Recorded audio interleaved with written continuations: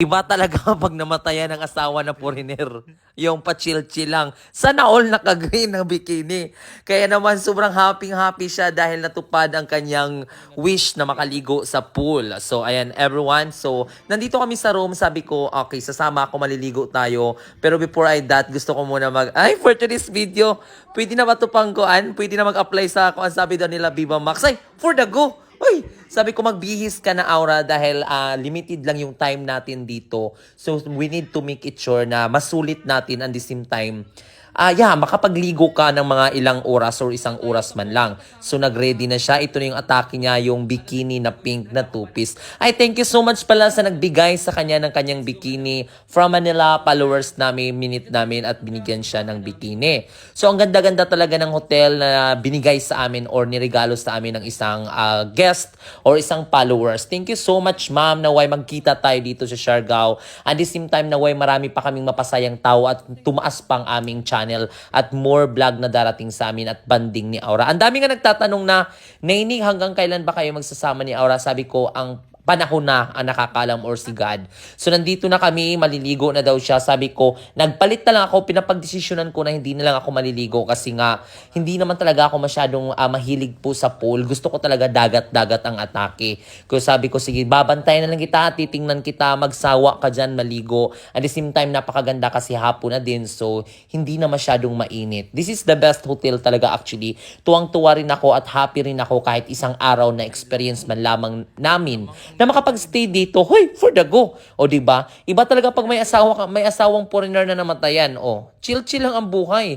Diyos ko, umpak, lamang. At saka, ibang atake niya talaga. Kahit anong ipasuot mo ka, Madam Aura, bumabagay-bagay sa kanya. Kasi iba yung skin color niya, bumabagay. At maganda, syempre, maganda ang ating alaga for today's video. Emerald. So habang ako, oh my God, what happened this one?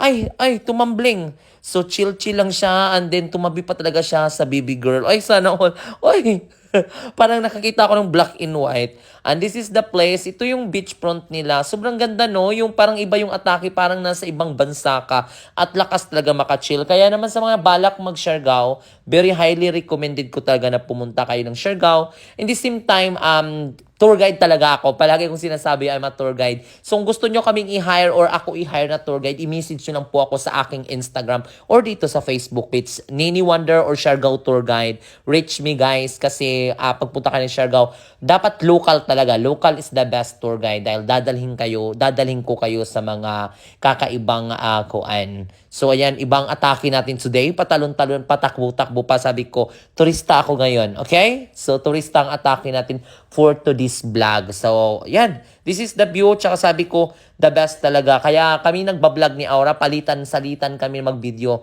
Tinuturuan ko siya na videohan niya ako at videohan ko rin. Yung mga ganitong experience na sabi ko siya talaga na siguro ang sarap maging mayaman. Kasi, wala.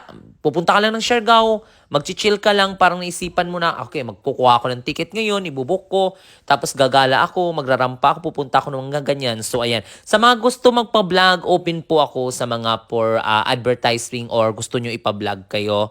So, open na open po ako, tumatanggap po ako kasi nga po, yun yung purpose ko. At the same time, gusto ko, meron ding maging vlogger si Siargao. So, sabi, tapos na siya maligo. Sabi niya, Nini, maligo na ako, magsha-shower na ako kasi aalis pa tayo. Sabi ko, sige. Nahihirapan kami dyan pag open kasi hindi ko alam kung saan yung aagasan ng shower. Buti na lang ginamit ko yung aking Hokage moves. Oy, for to this video. Hoy, for the go.